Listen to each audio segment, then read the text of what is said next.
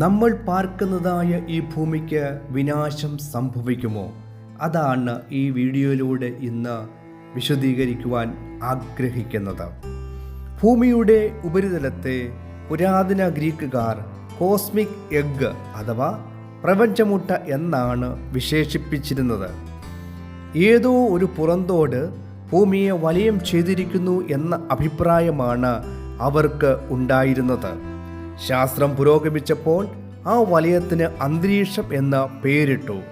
വായുമണ്ഡലമാകുന്ന ഈ വലയത്തിന് 5 പാളികളുണ്ടെന്നും അവയിൽ കൂടി കടന്നു വരുന്ന സൂര്യരശ്മി ഈ 5 മണ്ഡലങ്ങൾ കടന്നു വരുന്നതിനാൽ അത്യുഗ്രമായ ചൂട് തടയപ്പെടുകയും ഭൂമിയിൽ ജീവജാലങ്ങൾക്ക് അപകടം കൂടാതെ ഇരിക്കുകയും ചെയ്യുന്നു. പ്രപഞ്ചവായുവിൽ 78% മോളിക്കുലർ നൈട്രജനും 21% ഓക്സിജനും ബാക്കി ഇംഗലാമ്ല വാതകവും ഹൈഡ്രജൻ സൾഫൈഡ്, ഹീലിയം, ജലകണങ്ങൾ, മറ്റ് പല വാതകങ്ങൾ എല്ലാം ചേർന്നതാണ്. കാലാവസ്ഥ അഥവാ വെതർ എന്ന് പറയുന്നത് ഭൂമിയെ തൊട്ടു നിൽക്കുന്ന 6 മുതൽ 8 വരെ കിലോമീറ്റർ ധ്രുവങ്ങളിലും ഭൂമധ്യ രേഖയെങ്കിൽ 17 കിലോമീറ്ററും ആയിരിക്കും. അതിനു മുകളിൽ സ്ട്രാറ്റോസ്ഫിയർ പാളി 50 കിലോമീറ്റർ വരെയാണ്. അവിടെ ചൂട് കൂടിയിരിക്കും. അതിനു മുകളിൽ ട്രോപ്പോസ്ഫിയർ, തുടർന്ന് മെസോസ്ഫിയർ, അവിടെ ചൂട് കുറവാണ്. അതിനു മുകളിൽ തെർമോസ്ഫിയർ, അവിടെ ചൂട് കൂടിയിരിക്കും. അപ്പോൾ 400 കിലോമീറ്റർ ഉയരമായി.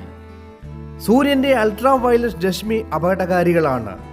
അതിനെ തടഞ്ഞു നിർത്തുന്നത് ഈ അന്തരീക്ഷ പാളികകൾ ആകുന്നു.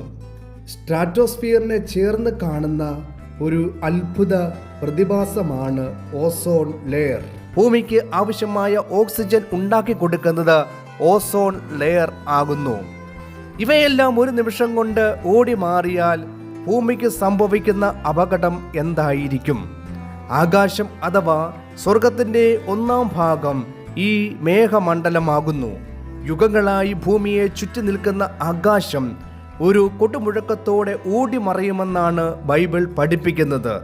അതായത് കർത്താവിൻ്റെ ദിവസത്തിലെ സംഭവം. ഭൂമിയിൽ തീ കത്തുവാൻ ഇതൊരു കാരണമായിരിക്കും.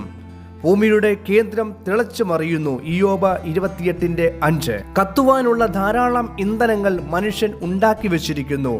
ഈ 3 കാരണങ്ങളാൽ ഭൂമി കത്തി നശിക്കുമെന്ന് വിശ്വസിക്കാം. ഭൂമി അഗ്നിക്കിരയാകുമെന്ന തിരുവചനം നിരവധി കാര്യങ്ങൾ കാണിച്ച് തെളിയിച്ചിട്ടുള്ളതാകുന്നു. പ്രപഞ്ചതലത്തിൽ വിനാശങ്ങൾ നടന്നിട്ടുള്ളതായി ബൈബിൾ പറയുന്നു. ആദിമ ഭൂമി പാർപ്പിന് അനുയോജ്യമായിരുന്നു. ലൂസിഫറിന്റെ നിഗളവും അത്യുന്നതനോട് സമനാകാമെന്നുള്ള സാഹസിക ഹൃദയവും നിമിത്തം അവൻ പാപം ചെയ്തു. അതോടെ ഭൂമിയുടെ ആഴങ്ങളിൽ സൂക്ഷിച്ചിരുന്ന സമുദ്രജലം ഗർഭത്തിൽ നിന്നെന്ന പോലെ ഭൂപരപ്പിലേക്ക് ചാടി പുറപ്പെട്ടു. ഭൂമിയുടെ ഉപരിഭാഗം വെള്ളം കൊണ്ട് മൂടി പാഴും ശൂന്യവുമായി തീർന്നു. യെശയ്യാവ് 45:18. ഇത് 1-ാമത്തെ വിനാശം. 2-ാമത്തേത് പ്രാദേശിക തലത്തിൽ നടന്നിട്ടുള്ളതും വലിയ വിനാശങ്ങളിലേക്ക് വിരൽ ചൂണ്ടുന്നതുമാണ്. നിന്റെ നിമിത്തം ഭൂമി ശപിക്കപ്പെട്ടിരിക്കുന്നു. ഉൽപ്പത്തി 3:17. ഞാൻ സൃഷ്ടിച്ചിട്ടുള്ള മനുഷ്യനെ ഭൂമിയിൽ നിന്ന് നശിപ്പിച്ചു കളയും. ഉൽപ്പത്തി 6:7. ഇത് നോഹയുടെ കാലത്തെ ജലപ്രളയം. ബാബേലിൽ വെച്ച് ഭാഷ കലക്കി ഇന്നും കലങ്ങിക്കൊണ്ടിരിക്കുന്നു. യഹോവ അവരെ ഭൂമിയിലെങ്ങും ചിഹ്നിച്ചു കളഞ്ഞു. ഉൽപ്പത്തി 11:9. അടുത്ത സംരംഭമാകുന്നു സോദോം ഗോമോറ. പട്ടണങ്ങൾ ആശും തീയും ഗന്ധവും വീണ് കത്തി നശിച്ചത്. ഉൽപ്പത്തി 19:28. ദേശത്തിലെ പുക തീച്ചുളയിലെ പുക പോലെ പൊങ്ങുന്നത് കണ്ടു. പത്രോസ് 2:6. മിസ്രൈമിൽ നടന്ന 10 ബാധകൾ എന്നിവ ഓർക്കണം. ദൈവം ദഹിപ്പിക്കുന്ന അഗ്നിയല്ലയോ? എബ്രായർ 12:29.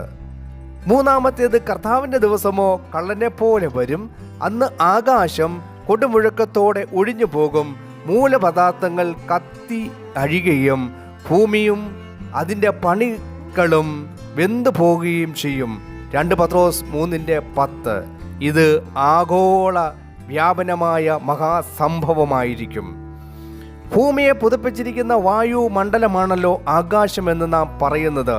ഗോഗ് മാഗോഗ് സൈന്യങ്ങൾ ഭൂമി മുഴുവൻ ഇറങ്ങി വലിയ സൈന്യവുമായി യെരൂശലേമിലേക്ക് തടിച്ചുകൂടുകയും വിശുദ്ധ നഗരം വളയുകയും ചെയ്യുമ്പോൾ ആകാശത്ത് തീ ഇറങ്ങി അവരെ ദഹിപ്പിച്ച് കളയും. വായുമണ്ഡലം അഥവാ ആകാശം കൊടുമുഴക്കത്തോടെ ഒഴിഞ്ഞു പോകുന്നത് കർത്താവിൻ്റെ ദിവസത്തിൻ്റെ അവസാന ഘട്ടങ്ങളിലായിരിക്കുമല്ലോ. ഇത് നന്നായി വിവരിച്ചത് പത്രോസാണ്. 2 പത്രോസ് 3-ാം അധ്യായം 8 മുതൽ 10 വരെയുള്ള വാക്യങ്ങൾ, മത്തായി 24:35, എബ്രായർ 1:10-12 വാക്യങ്ങൾ, വെളിപാട് പുസ്തകം 20-ാം അധ്യായം 11-ാം വാക്യം.